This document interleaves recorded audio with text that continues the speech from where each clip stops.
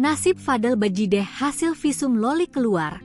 Polisi akan gelar perkara kasus putri Nikita Mirzani. Berkas hasil visum anak Nikita Mirzani, Laura Meizani alias Loli dinyatakan sudah diterima oleh penyidik Polres Metro Jakarta Selatan. Adapun kasus tersebut merupakan laporan Nikita Mirzani terhadap Fadel Bajideh berkait Undang-Undang Perlindungan Anak dan Kesehatan. Fadel dituduh menghamili Loli, anak perempuan Nikita Mirzani yang masih di bawah umur. Loli juga disebut dipaksa melakukan aborsi oleh Fadel Bajideh. Dari hasil visum yang diberikan RSCM kepada Polres Metro Jakarta Selatan, penyidik kemudian bisa melanjutkan proses perkara Nikita Mirzani ke tahap gelar perkara. Namun demikian, Nurma belum membeberkan kapan gelar perkara tersebut dilakukan, sebab penyidik masih mempersiapkan jadwal tersebut. Gelar perkara ini bisa menentukan nasib Fadel Bajideh.